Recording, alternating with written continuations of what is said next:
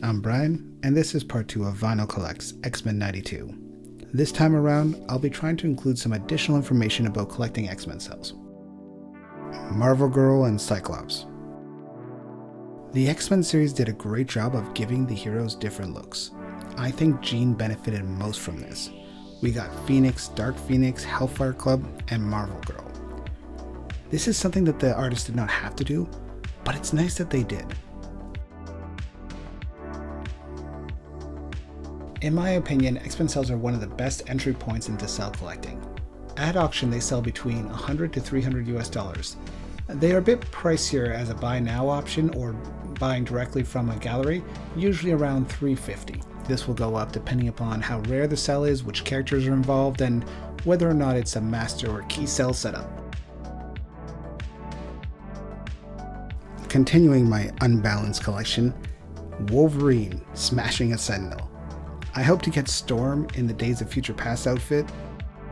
One of the main reasons why collecting X-Men cells is a great entry point, they are reasonably available. Unlike other shows that lasted 1 year, X-Men went on for 5 seasons.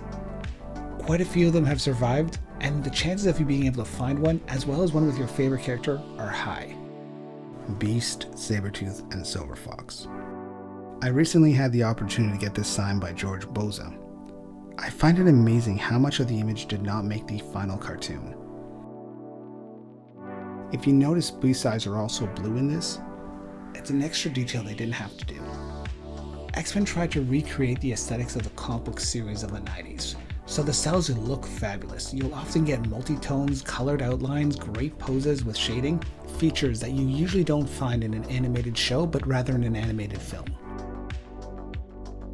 Another great Wolverine cell, this time featuring Alpha Flight members Northstar and Aurora. This cell really highlights the strengths of the animation style. Price is another major reason why X-Men cells are a good entry point. Compared to other shows of this era, Batman, Simpsons, Tiny Toons, X-Men cells are reasonably priced. I've seen main characters sell for under $75 at auction, which is a steal given the quality. I do not have a balanced collection. For a while I bought every cell with Nightcrawler in it.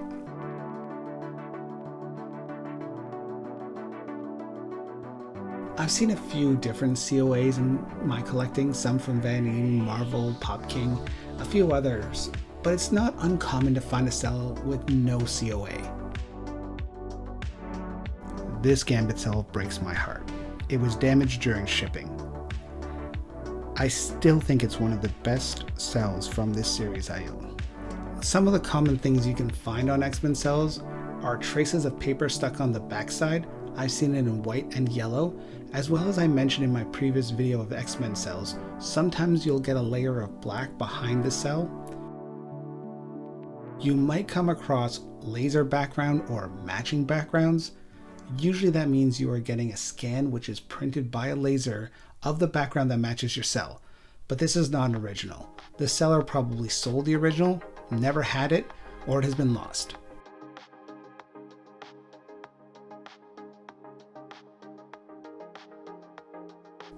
Deadpool is everywhere right now.